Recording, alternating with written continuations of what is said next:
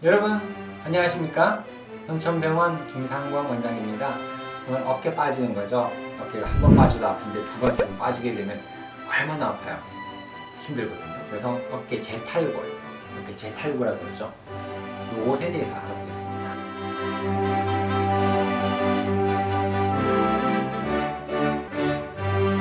어깨가 빠지는 것을 우리가 방카르트 선생님께서 방카르트라고 이야기를 해서 방카르트 병변이라고 아직까지 이야기를 하죠. 그리고 오늘은 힐삭스, 이것도 사람 이름이에요. 그리고 회전근 간격에 대해서 좀 알아볼게요. 어깨가 빠졌을 때 이 볼트가 빠지거든요. 빠져요. 앞으로 팍 빠지게 되면은 탈구가 발생하면서 상골두가 전방 관절마라 그러죠. 이 관절와의 가장자리에 감입이 되면서 골절이 발생해요. 이렇게 되는데요. 이게 빠져요. 푹 빠지게 되면은 이게 떨어지는 거예요. 이것을 우리가 이 병변을 방카르트 이게 떨어지는 거예요. 떨어져서 빠졌다가 이걸 물고 떨어진 거예요. 여기를 맞죠? 이 부위를 떨어진 방카르트 병변이라고 하고, 근데 꽉 부딪히게 되니까 여기가 어떻게 돼요? 뼈가 콕 찍힌 거예요. 빠졌다가 다시 꽉 찍힌 거예요. 쑥 이렇게 빠졌다가 다시 또 이렇게 들어가면서 꽉 찍히는 거죠. 그러면은 찍혔으니까 이렇게 구멍이 나요. 이것을 우리가 힐삭스라고 해요. 구멍이 났죠. 들어간 것을 힐삭스다.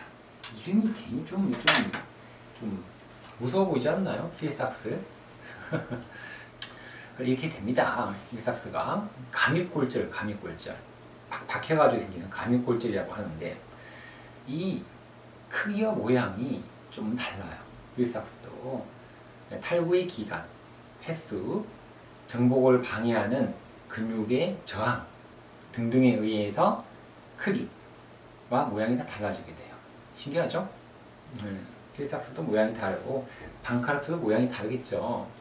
힐삭스의 병변은 상완골두, 골결손이라고 해요. 상완골두의 뒤쪽에 생기는 골결손이라고 하고, 관절와의 골결손도 같이 생길 수가 있습니다. 여기에 골결손이 생기는 것도 힐삭스인데, 관절와 여기까지 뼈가 떨어지게 돼요. 사실은 이렇게 돼 있으면 뼈가 여기까지, 이 뼈가 완전 통째로 떨어지는 경우가 있어요. 뼈가 끝에만 이게 살짝 떨어지면, 여기만 떨어지면 괜찮지만 뼈까지 떨어지게 되면 우리가 골성 방카르트를 있어요. 골성 방카르트. 두 개가 동시에 안 좋게 되면은 어깨 불안정성은 더 심해져요. 골성 방카르트, 힐삭스 다 있으면은 이게 힘들어요. 상당히 심하게 빠져요. 그러니까 한 번 빠질 때 어떻게 빠졌는지가 중요해요. 살짝 그냥 방카르트 약간만 병변만 생겨서 빠졌으면은 이게 재탈골이 잘 안 생기겠죠. 하지만 힐삭스까지 생기면서 골성 방카르트까지 생겼다 그러면 이거는 두 번 빠지는 건 쉽다는 거죠. 병변의 방향을 좀 알아볼까요? 탈구가 됐을 때 어깨 위치와 일치를 해요. 당연하겠죠. 힐삭스 병변의 방향. 그래서 이게 수직 방향으로 좀 위치할수록 이게 뭐 힐삭스가 이렇게 이런 방향도 있고 이런 방향도 있겠죠. 근데 하필이면 이런 방향으로 돼 있으면 어깨를 이렇게 좀 올리게 되면 힐삭스 병변이 관절와에서 이렇게 앞쪽에서 걸려요. 이렇게 올리게 되니까 뒤쪽이 이렇게 어깨가 뒤쪽이 앞쪽으로 이동하게 되겠죠. 이렇게 움직이니까 앞쪽으로 이동을 해요. 이렇게 이동을 하게 돼요. 그러면서 앞쪽에 관절와의 앞쪽에 맞물리게 됩니다. 돌아가면서. 그렇게 되면 일상생활에 지장을 초래하는 재발성 탈구가 발생하는 가능성이 높아진다 라고 이야기를 합니다.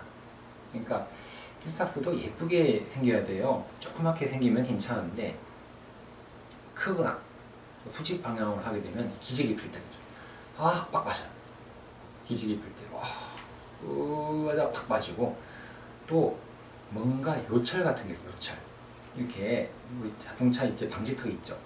방지턱. 넘어갈 때 어깨가 어떻게 돼요? 덜썩 이렇게 되죠.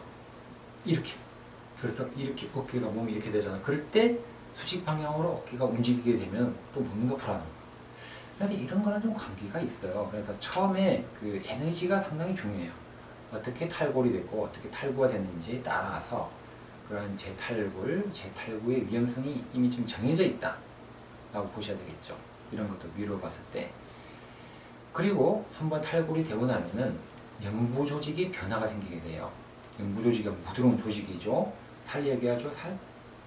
그래서 활액막염이 생겨요. 활액막이 염증이 생기게 돼요. 그렇게 되면 빨갛게 돼가지고 막 부어요.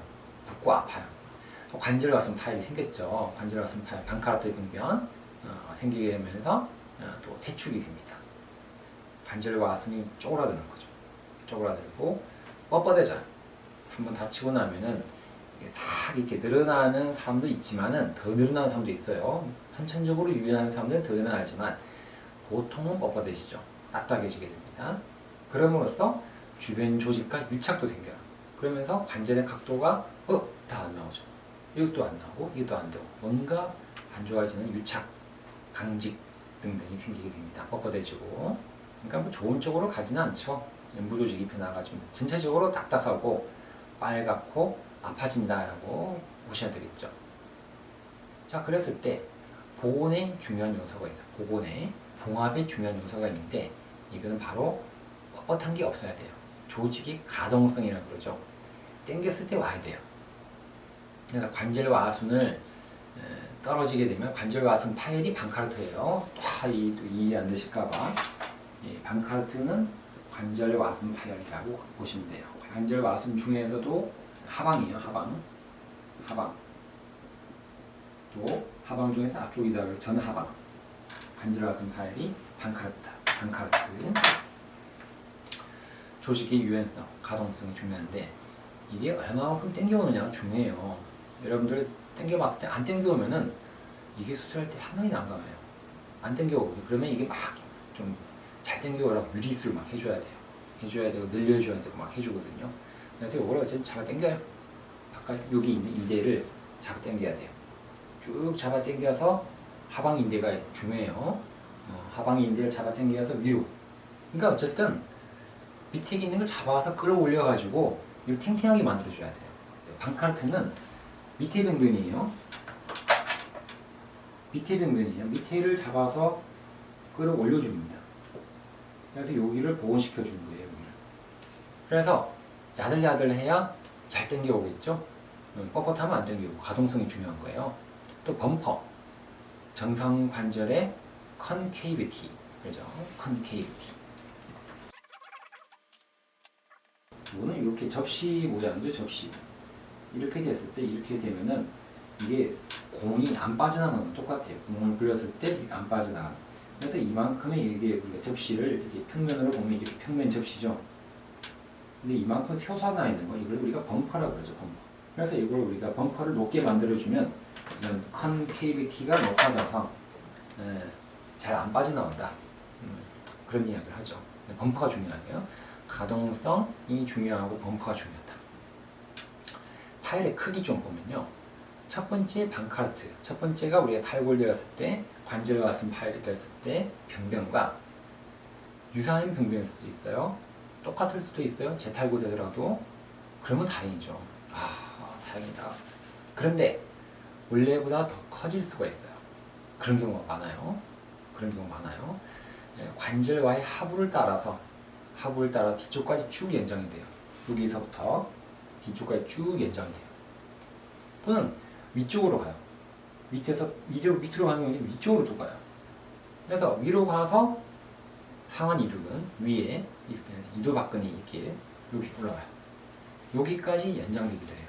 그러니까 여기서 됐는데 밑에까지 더 가거나 위에까지 더 갈 수도 있어요. 밑으로도 위로도 갈 수 있겠죠. 그래서 더 커지는 거예요. 그럼 왜 더 커질까요? 재탈구되면 일단 조직이 뻣뻣해서 그래요. 연부 조직이 뻣뻣하다 그랬잖아요. 강직이 와서 뻣뻣하니까 콕 찌르니까 쭉 더 찌르지는 거죠. 또는 한 번 더 탈골이 넘어지면서 추가 외상이 원래 있던 부위가 아니라 다른 부위가 또 추가 외상이 되면서 1 플러스 1이 된 거죠. 다른 지역으로 방카르트가 생긴 거죠. 이 지역이 처음에 생겼는데 그 다음에 여기 생긴 거예요. 그러니까 1 플러스 1로 해서 2가 됐습니다. 자, 그리고 또 파열이 어디까지 돼 있느냐를 우리가 수술할 때 잘 확인을 해보는데 특히 관절량도 찌어지거든요. 관절량으로 찌어지는 관절량 등의 인구 조직을 잘 확인해야 되고, 또 골 조직의 손상, 뼈는 괜찮으냐, 연골은 괜찮으냐, 그런 거를 파열의 범위를 다 확인해 봐야 돼요. 그래야만이 적절한 맞춤 치료가 가능하겠죠. 제가 저번 시간 영상에도 이야기했지만 뼈가 안 좋으면은 뼈 이식을 해야 될 수 있다고 그랬잖아요. 그랬듯이 정확한 위치를 확인해 보는 것이 중요한데, 제 탈골이 되면 뭔가 조직이 좀 이상해요. 딱딱하고. 그래서 또 뭔가 약간씩 섬유성 조직으로 붙어 있는 것 같기도 보이기 때문에 병변의 위치를 잘 찾기가 쉽지가 않아요. 자, 그래서 오늘 힐삭스 병변에 대해서 쭉 그냥 내용들을 알아봤어요. 그 다음은 이제 또 재밌는 내용, 회전근 간격입니다. 회전근 간격 정의는요, 중관절과 상완인대와 또 상관절과 상완인대, 상관절과 상완인대 사이에 존재하는 공간이다. 말이 너무 어렵죠. 어쨌든 다 떠나서 여기 있는 공간이에요. 삼각형 그려놨거든요. 이렇게 그려놨죠. 그래서 그냥 어깨 위에 전상방 앞쪽에서 약간 위쪽이 여기에요. 여기에 위치하는 해부학적인 삼각형의 공간이라고 보시면 돼요. 회전근 간격이. 극상근 위에 있는 회전근이 제일 위쪽이에요. 이쪽이 앞쪽이에요. 극상근의 전면. 그리고 밑에 쪽에는 견갑하근 있죠. 견갑하근이 이렇게 있어요. 이렇게. 견갑하근에 그게 위쪽 상단면. 그리고 내측으로는 오고돌기가 있어요.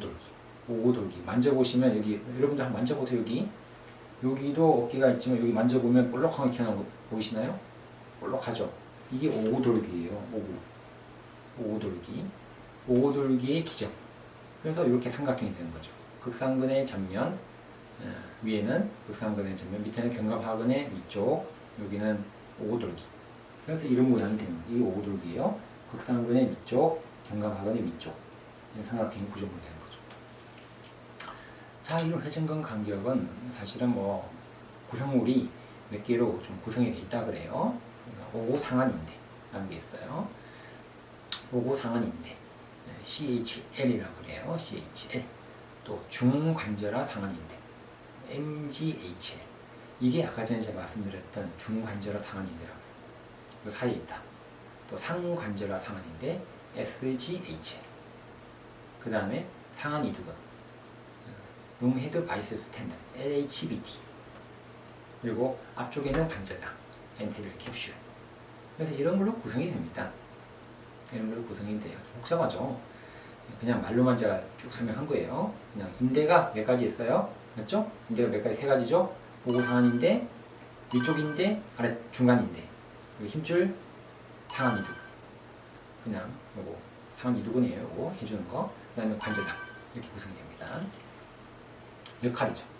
역할은 상부 관절 와순, 위쪽에 있는 상부 관절 와순과 더불어서 어깨를 앞으로 빠지는 걸 잡아줍니다. 아, 이상하죠? 이 간격이 벌어져 있으면 아, 이거 더 나가는 거 아니냐? 라고 이야기하는데, 이 녀석이 또 생각보다 전방정리를 잡아주는 역할을 해줘요.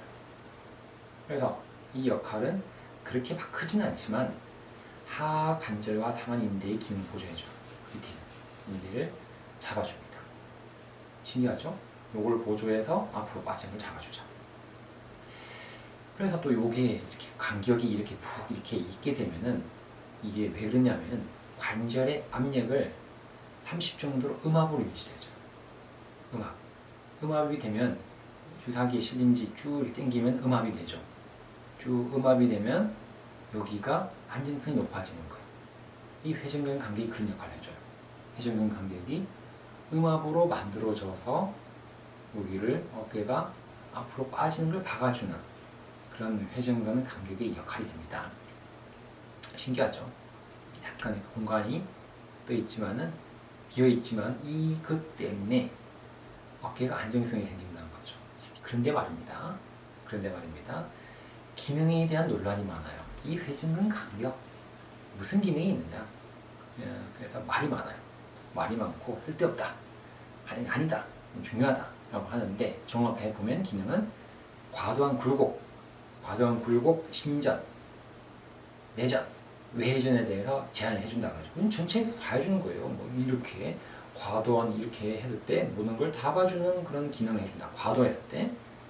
또 내전 동안에 상완골에 하방전 이렇게 하게 되면 밑으로 빠지는 거를 잡아줍니다. 제가 밑에 있는 인대에 하관절과 상완들 잡아준다 그랬잖아요. 그러니까 어쨌든 밑으로 빠지는 거, 빠짐을 잡아줘. 또 굴곡 또는 외전 시에 또 하방전이. 그러니까 어쨌든 밑으로 빠짐을 잡아줘. 위가 딱 이렇게 위 있다 그랬잖아요. 회전근 간격은 위에서 음압을 유지하면서 밑으로 빠지게 돼요. 또 이두박근 힘줄, 이두장근에 안정하는 데 기여를 해줍니다.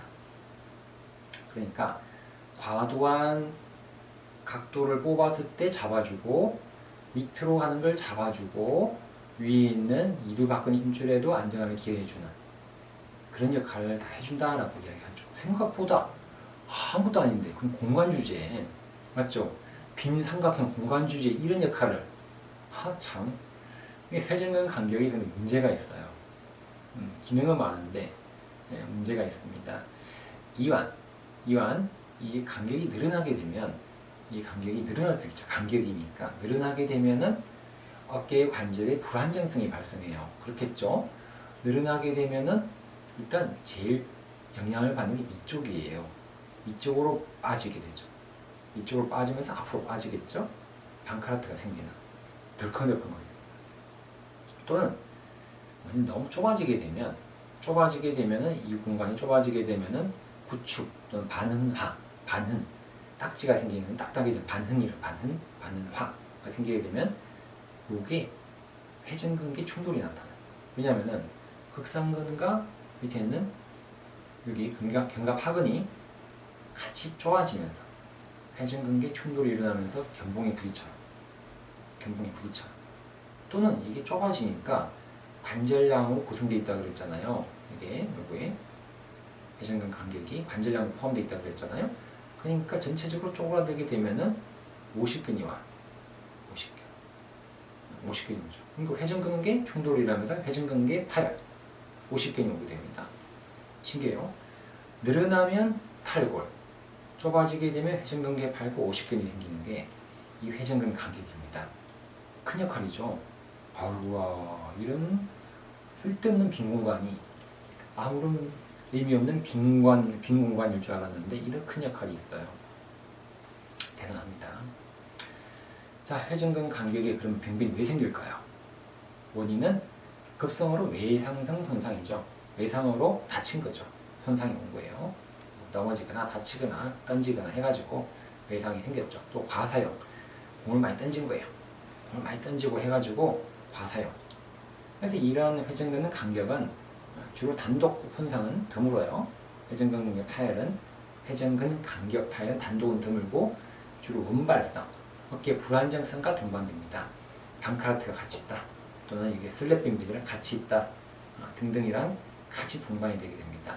그래서 이 진단을 내릴 때 어깨 통증 우리가 진단을 내릴 때 보통 우리가 충돌 증후군, 회전근개 이런 것들에 중점을 둬요. 관절화성 파열 그런 것에 탈골까지 중점을 두지만 회전근 간격은 사실은 잘 안 봐요.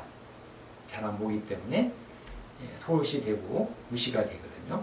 하지만 이것도 잘 관찰하면은 좋다는 거죠. 회전근 간격도 잘 관찰하면 좋습니다. 그러면 이 재수술할 때는 회전근 간격을 어떻게 해야 되느냐? 재수술은 빠져나오잖아요. 맞죠? 이완대에서 빠져나오는 구조물이기 때문에 어떻게 해야 돼요? 이완대에서 빠져나오니까 여기를 간격을 닫아주자. 벌어지니까 빠지니까 닫자. 그래서 폐쇄를 하자. 깨매주자는 의견이 많아요. 대부분 의견을 일치를 하고 있어요. 회전근 간격은 닫아줍시다. 그래서 또 봉합을 할 때는 위에서 밑으로 봉합을 위에서 당기게 되면은 안 좋아요. 그러면 밑으로 시크 닫아주는데 밑으로 더 내려가서 더 안 좋아지겠죠. 그래서 이게 봉합을 할 때 밑에서 위로 당겨줘야 돼요. 밑에서 위로. 그래야만이 방카르트 재수술을 했다 하더라도 전방 보건술을 강화시킬 수가 있어요.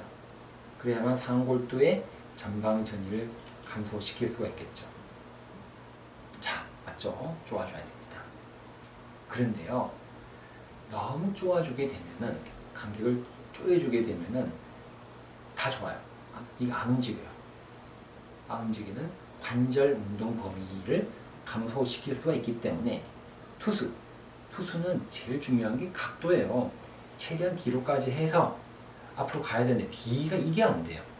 뒤쪽으로 가는 게 여기가 딱 잡으니까 뒤로 못 가는 거죠.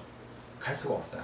그러니까 투수 등의 오버헤드 운동선수에서는 회전근 간격을 조이는 것을 좀 조심해야 돼요.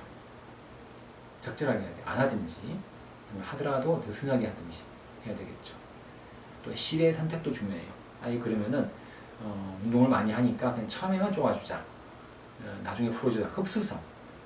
녹는 실을 쓸 것이냐 아니면 녹지 않는 비흡수성 실을 쓸 것이냐. 비흡수. 그래서 이것도 실 선택도 중요합니다. 복잡하죠? 복잡해요. 한국 또한 회전근 간격이 이런 큰 역할까지 합니다. 재밌었죠? 회전근 간격에 대해서 좀 재밌게 이야기를 했어요. 자, 이 영상 보니까 궁금해졌죠? 회전근 간격 제가 그림을 좀 못 그려가지고 제가 재미있는 그림 이렇게 준비해 놨으니까 조금 더 보시면 이해가 될 거예요. 조금 더 보세요. 힐 삭스는요, 사람 이름이에요. 힐 선생님과 삭스 선생님이에요. 힐 선생님은 헤럴드 아서 힐, 삭스 선생님은 머리스 데이비스 삭스 선생님이세요. 이 선생님들 두 명이 모이셔가지고 샌프란시스코에서 발표를 하신 거예요. 이거는 힐 삭스예요 라고 이야기를 한 거죠. 대단하신 선생님들이죠. 이름을 합쳐서 발표를 하는 것도 쉽지가 않거든요. 방카르트도 사람 이름이에요. 교수님 이름이에요. 대단하신 교수님들이에요. 근데요, 힐삭스 병변은 리버스 힐삭스도 있습니다. 방카르트도 리버스 방카르트가 있거든요. 그래서 역 힐삭스라고 그러죠. 그래서 이건 뒤로 빠지는 경우예요. 뒤로 빠지면서 앞쪽에 골절이 생기는 경우가 되겠죠. 이런 것도 있어요. 드물지만.